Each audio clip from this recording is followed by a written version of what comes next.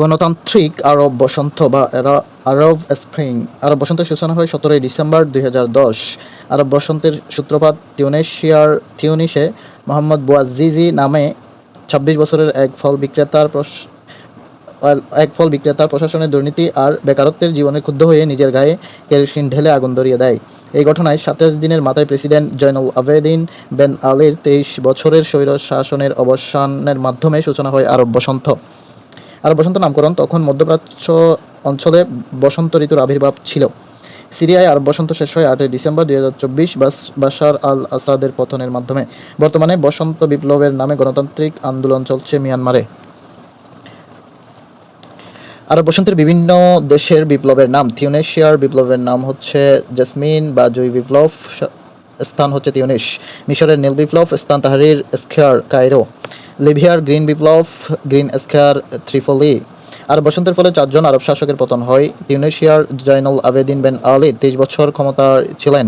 মিশরের হোসনি মোবারক 30 বছর ক্ষমতায় ছিলেন। লিবিয়ার মোহাম্মদ গাদ্দাফি 42 বছর ক্ষমতায় ছিলেন। ইয়েমেন আলী আবদুল্লাহ সালেহ 33 বছর ক্ষমতায় ছিলেন। বিপ্লবের নাম এবং দেশের নাম সাথে সময়কাল। কিউবা বিপ্লব কিউবায় হয় 1959 সালে। শ্রমিক বিপ্লব হয় যুক্তরাষ্ট্রে 1 মে 1886 সালে। বলিভিয়ান বিপ্লব হয় ভেনেজুয়েলায় 1998 সালে। গোলাপ বিপ্লব হয় জর্জিয়ায় 2003 সালে। আগস্ট বিপ্লব হয় ভিয়েতনামে 1945 সালে। শ্বেত বিপ্লব হয় ইরানে 1963 সালে। সিডর বিপ্লব হয় লেবাননে 2005 সালে। জুলাই বিপ্লব হয় বাংলাদেশে 2024 সালে।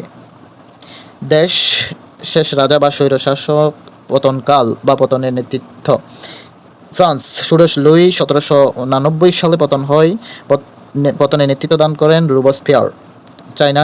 চীনে সম্রাট ফুইয়ের পতন হয় 1912 সালে সান ইয়াত সেনের নেতৃত্বে। সোভিয়েত ইউনিয়নের যার দ্বিতীয় নিকোলাসের পতন হয় 1917 সালে ভ্লাদিমির লেনিন এর নেতৃত্বে। কিউবায় বাতিস্তা পতন ঘটে 1959 সালে ফিদেল ক্যাস্ট্রোর নেতৃত্বে। আফগানিস্তানে জহির শাহর পতন ঘটে 1973 সালে দাউদ খান এর নেতৃত্বে।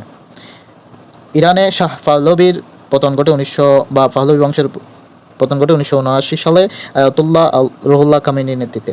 নেপালে জ্ঞানেন্দ্রর পতন ঘটে 2008 সালে পুষ্পকমল দাহাল প্রচণ্ড নেতৃত্বে। বাংলাদেশে শেখ হাসিনার পতন ঘটে 2024 সালে বৈষম্য বিরোধী ছাত্র আন্দোলনের মাধ্যমে।